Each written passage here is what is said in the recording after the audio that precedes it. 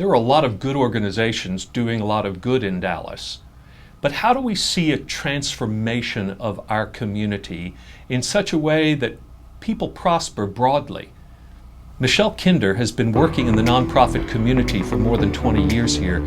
She has some thoughts to share. Stay tuned for Good God.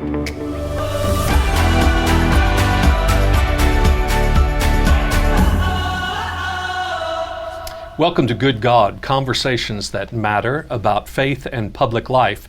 I'm George Mason, your host, and I'm delighted to welcome back to the program Michelle Kinder. Michelle, thank you, George. We're glad to have you again. Michelle is an advocate for social change, and she works with leaders, and she writes, and she talks about this in our community, and has a lot of experience in the nonprofit sector, having spent 20 years with the Momentous Institute, working especially with children and families on social and emotional health, and trying to improve the lives of people in especially at-risk communities in Dallas. So you have so much insight to share with us, and you've been doing this, Michelle, even in these last months since you left Momentous.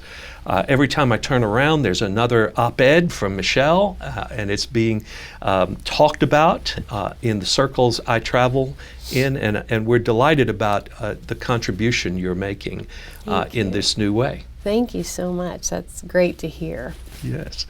So one of the big things that you said to Dallas after leaving the Momentous Institute was that you think we've got to change the way we work. Mm-hmm. In the social sector. We have, if I could say it this way, summarizing what I heard you write and claim, there are two very significant things that have to shift. The first is that we have to learn to serve with the people that we're working to help, and not for them, but with them, giving them agency, helping to listen to what they have to say. And secondly, we have to learn to work with other nonprofits and get out of our silos and have a grander vision of who's doing what, how, and those sorts of things. So could you tease that out for us a little bit? How did you come to those two important observations about where we are in Dallas right now? The first one has just captured me completely recently. And I can think back to the Michelle of 10 or 15 or 20 years ago, that when I thought about, well, who's at the table, efficiency won out in my brain over like true deep change. And that's really shifted. So I would think, well, we should have other folks at the table. That takes too much time. Or, but you know, that's more complicated or more dramatic, or all the flares people throw up that keep us from doing the deep with work. Now, I can't even stand being at a table of all white people. It just feels like, what's happening here? Why? Who's at this table? Why are we okay with it? Who's not? Why are they not? And why do the representatives of the communities that are most impacted by the problems we're solving for not being at this table? Why is that not making all of our heads pop off? It feels that shocking and urgent to me now. And so, so now I feel like if we could just begin to sort of stoke that fire in all of us, where we start looking around, every single one of us can do that. Every table we're at, look at who's there. Think about who's not there. Think about all the things that have come to pass in our history here in Dallas that have made it really easy for some of us to get to those tables and completely impossible for other people. And what I'm worried about is that if we stay on this path, we will self-perpetuate the kind of philanthropic and nonprofit community that feels great to the givers and the doers, but is not designed to solve problems. It's designed to just do enough that people kind of get what the people who are holding power and have their needs met get enough to feel good about it. And that sounds really harsh. But I don't mean it harsh. I understand, but this is where you're driving us toward the question of structural social change. And this makes, I think, many people who are traditionally in prosperous and privileged parts of our community, this makes them nervous.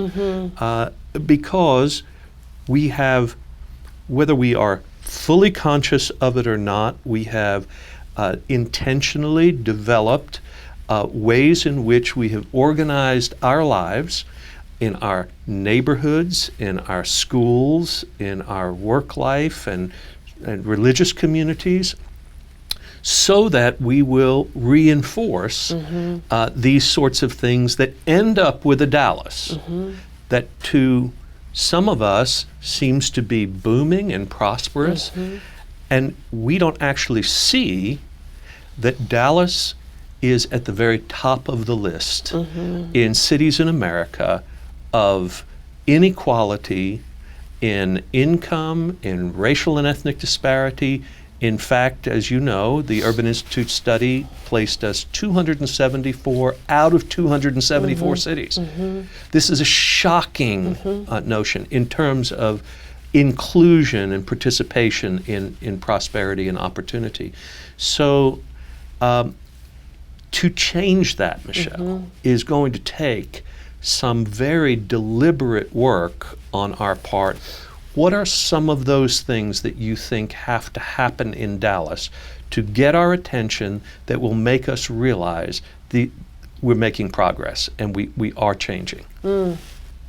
I so appreciate everything you just said, because I do think it makes people nervous. It makes me nervous. Like it forces us to look at, hey, I'll speak for myself. I thought I was playing by all the rules that I understood, so I gave my life to this nonprofit work, which may in fact be perpetuating the problem. Oh, it's painful, isn't it? Right, and that's a hard and to pill. a church as well. Right, to a church, Right. to wealthy people who give generously. Right. That's a hard thing to grapple with. Yes. That maybe the rule book is just a chapter, you know, and it's a chapter that privileges a very small group of people in our city. And so the first thing to me that would show that we're on a right path is like, are we willing to grapple with that question? Like, are we anti-fragile enough to just grapple with this idea that maybe what we considered the whole picture and the recipe for being a someone good in this world is not the whole picture. Yes. And so can we grapple with that honestly? That's the first. The second is we are not going to get to a different future privileging the same voices. It's just not going to happen. And I include myself in that. Like I'm one of those voices that has been privileged. And now I think more about like, how do I make way for some other voices and use my privilege to make way. I was talking to Erin Crosby, who works at the Bud Center, SMU's Bud Center, amazing leader, woman, person. And she really pushed me even beyond that. She said, it's not just voice. She didn't say it exactly like this, but this was my takeaway. My takeaway was there's the sort of totally dark room of like, hey, we're giving money and we're doing backpacks with food we're doing our part, totally dark room. Then there's the light on of like, maybe it's a night light but we should ask people what they think and give them voice, right? So that's important, and it's more than we were doing, but it is not the end. Where she pushed me was, we will have arrived when when all communities in Dallas not only have voice, but they also vote. Like what they want has power. It's not just airing their opinions, but they have the capacity to vote and then veto. that was really profound Veto. for me. Tell me more about that. So like when things are getting, like if there's a big project that's going to be impacting a certain neighborhood, before no one in the neighborhood was even talked to. Now we're breaking our arms, patting ourselves on the back, going on listening tours. Yes. That's great. It's better because we're giving voice, but we will have begun to arrive when those people are at the table and their vote counts Yes. as much as mine or yours. And then when we want to do something that they know is not right for their community, they have veto power. Which we see in prosperous communities in Dallas all the time. Exactly. I mean, if we want to put permanent supportive housing for homeless persons in prosperous communities, there is a hue and cry from those communities about not in my backyard, right? And so the NIMBY philosophy comes out, but it doesn't happen in underserved communities in the same way. Those voices are not used to believing that they are heard. Right. They're not organized. They don't have a sense that if they do gather to speak, they'll be taken seriously. And so this is the culture change politically that we need to see take place. Right. And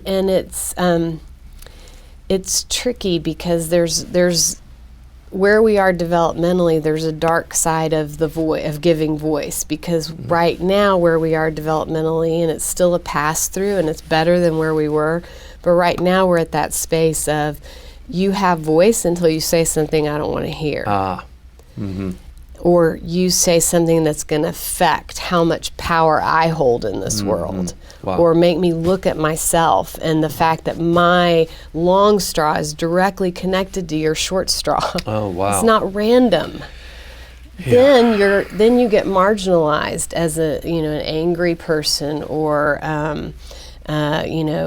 this was too hard, we should have done it ourselves to begin with. So we have to go through some really painful things if we're going to get to the vote and veto space. It's interesting you say that. Years ago I was with a broad-based organizing group in Dallas, and we were working on some public education reform, and we invited the school superintendent to come to a rally, and they had a large number of people at, I think it was Lincoln High School, and we were standing in the wings. I was standing next to the superintendent at the time, and the people were chanting, and they were ready to confront the administration, and he sort of looked at me nervously and said, "George, what am I getting into here?" And it was that sort of knowing two prosperous white guys who have a sense of power,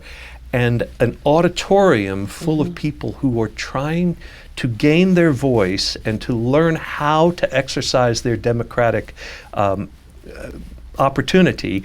And it was a nervous moment. And I remember saying to him, I get it. I get it. But let them speak. Just go out there and be there. And we're going to get through this, but this is part of the process. Right. And it's this moment of realizing that we everyone who needs to learn how to participate is not going to be as sophisticated as we would prefer them to be. In fact, we need to drop some of our sophistication so that we can actually be in relationship. And it's an awkward stage, isn't it? It can be an awkward stage, and for me, it's helpful to think about, like, if it were flipped, if I had generations of interactions and policies that made my world smaller and harder, Right. as opposed to, in my case, the opposite, Right. as a white woman, then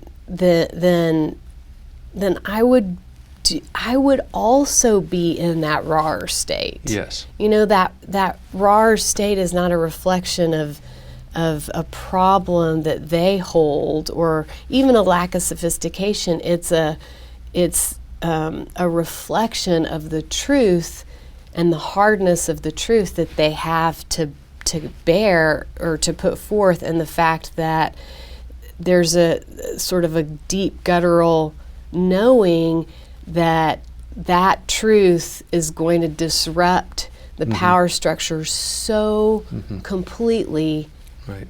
that there's little to no hope that it will actually be heard. Yes. And that makes sense to me. Sure, sure. Which is all the more reason why those of us who do have access to power and to people in positions of authority have to play a mediating role in some way to help, not because we're special or whatever, but to use our privilege by getting out of the way and by helping those voices speak. Well, let's continue this conversation after the break because there's lots more to say. So thank you, Michelle. Thank you. All right. The Good God program is a project of Faith Commons, a nonprofit organization I founded in 2018 to help promote the common good. Doing public theology across faith traditions and across racial and ethnic lines is an important thing today in our communities. We hope you'll continue to enjoy Good God, but look at some of the other things we're doing also through Faith Commons at www.faithcommons.org.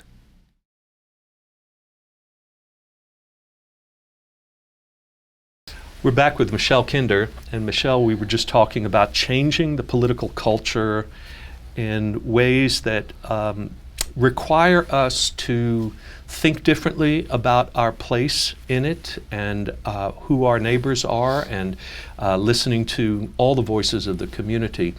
But we also have a challenge in the nonprofit world where nonprofits are doing many wonderful things in our community, and there is, as you said earlier, there's a 2-inch thick book that lists the number of them. There's loads of them, loads of us at work out there, but often working independent of one another. And one of the challenges you've given us is to say, how do we think about working together differently? How do we think more strategically about the transformation of our community, not just in this slice of it or this slice of it or this slice of it? So that's a challenge you've issued, and I'm wondering, where do we go from here with that? How do we begin to change the culture of the nonprofit world? This answer is going to seem so weird, George, but I think there's some major truth in that, and it's clearly a need, but I also think it's a favorite rabbit trail. I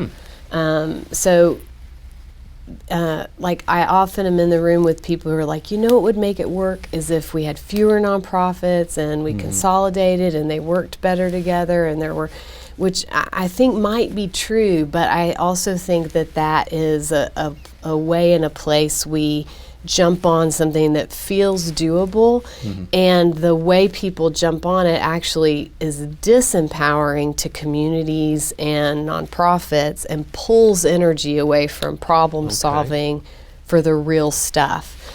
So where my brain goes to is I think that would happen naturally if nonprofits started to think about nonprofits and funders, because that dance is makes funding or breaks can direct this. a mission instead of the organization. So if the funders and the service providers begin to think about how do we want to exist in this world in a way that brings, like we were talking about earlier, different voices to the problem-solving table and creates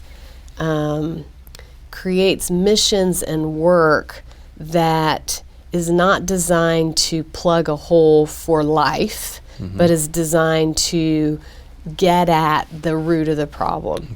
Darren Babcock, who I think you know from Bonton Farms, talks about the rungs of the ladder, someone getting from homelessness to a sustainable, that there are rungs on the ladder that are missing. And until we go at the rungs, we are going to have nonprofits that look and feel good and continue to celebrate 100, 150, 200, 3,000 year anniversaries.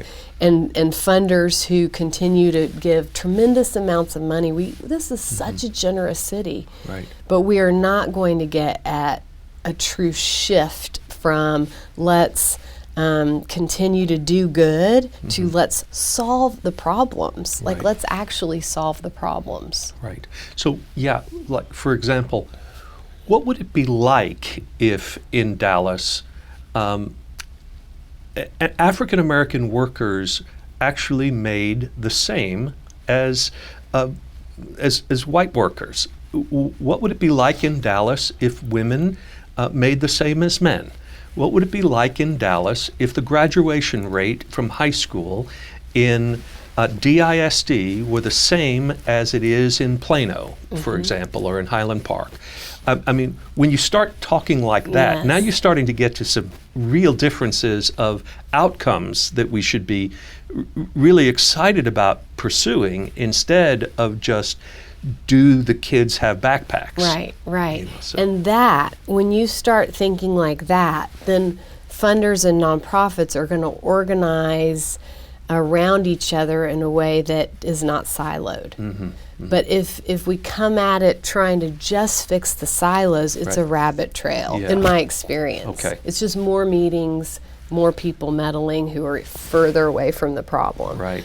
But if we could get everyone to start thinking in a visionary way and start thinking about, there's a quote that I'm going to misquote. I think it's from the Op-Ed Project, but it's this idea that within every big intractable type problem, there are many solvable problems, and many of them are solvable right now.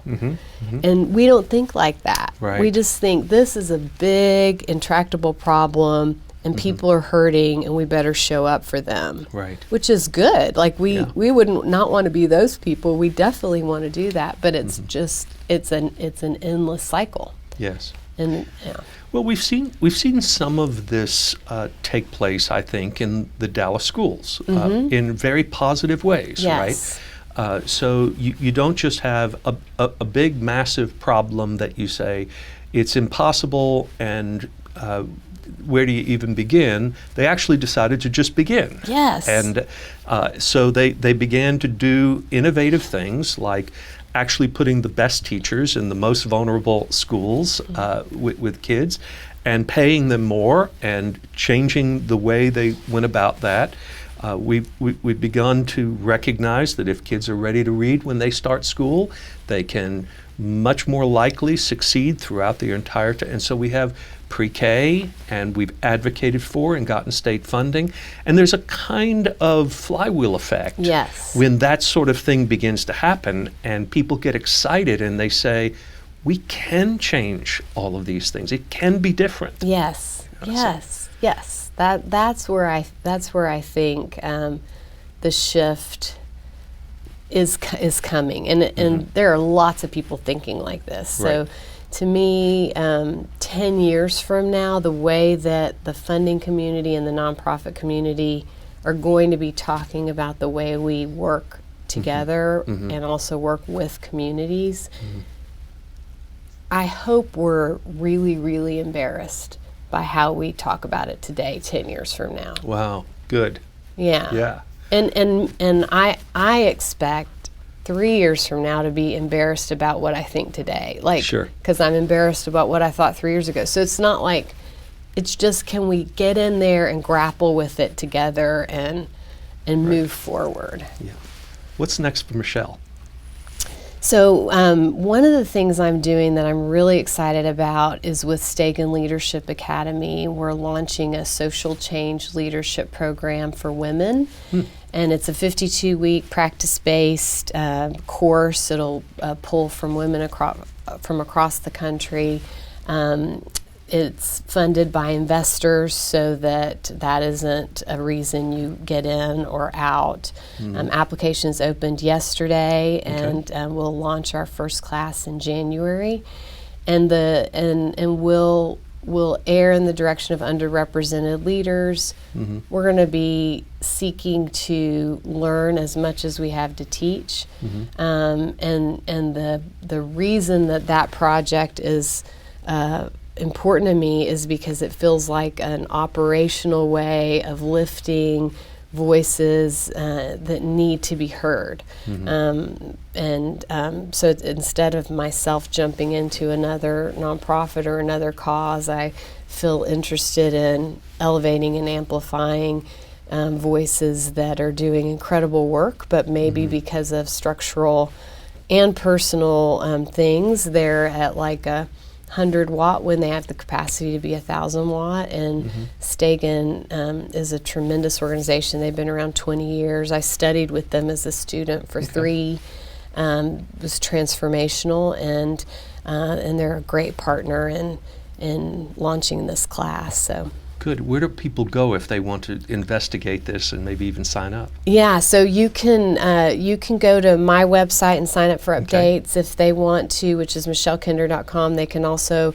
there'll be a new Stegen website mid-September that'll have more information about it. Okay. But if they reach out to me directly, I can give them all the information and the link to the application and everything. So. Terrific.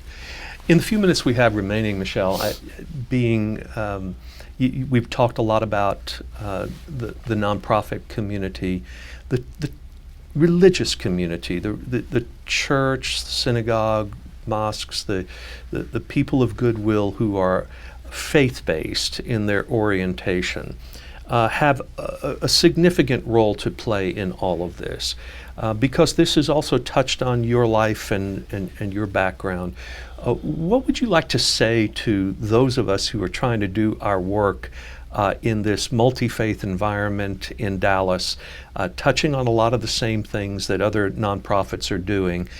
Is there a challenge you'd like to issue to us? One of the things I learned watching my missionary dad and mom too, both of them embody this idea that there are no neutral interactions, that everything either moves the ball forward, moves it back, or it's a missed opportunity. Okay. And so I would think that if the faith communities started to like deeply embed themselves in that mindset of abundance that we were talking about, and just resonate with the kind of divine love that they have access to that maybe other people are feeling starved for, if they could think of how that is going to show up in the world in every single interaction, to me that might be our best hope at navigating this time that can feel so unsettling for so many people. One of the things I hope for is a growing renewal of the faith community's sense that while they need to have vital communities of faith, congregations, you might say, they don't exist for themselves. That our congregations exist, yes, in part to nurture from generation to generation and to pass our faith along. But our faith is fundamentally about neighborliness, about the creation of a world that looks like what God dreams of. Right. That this is what's supposed to animate our lives. We actually even get tax exempt status locally. We don't have to pay property taxes and these sorts of things. And the reason for that social contract is that there's a kind of assumption that we're going to be doing some things for the community that would cost taxpayers to do it and would make it a government-oriented program. But if we're engaged in it, we're part of a dynamic partnership. Right. And if we're not, because we're so busy building our little kingdoms on corners, Yes. This is a sort of violation not only of the social contract, but I think also of our spiritual one. So I love that. Yeah. I think that could not be more important, especially right now. Silence around the kind of suffering people are experiencing right now is experienced as deafening. Yeah. And so And complicity. Yeah. Yeah. So yes, if all of our communities, religious and spiritual communities, would show up in the way that you just talked about and and sort of be that guiding light going forward, it would be it might be our best shot. Well, you are a guiding light for us, and we're so grateful for all that you do in Dallas and George. beyond. Thank you for sharing with our Good God community as well. Thank Glad you. to have you So on. good to be here. Thank you. You're welcome.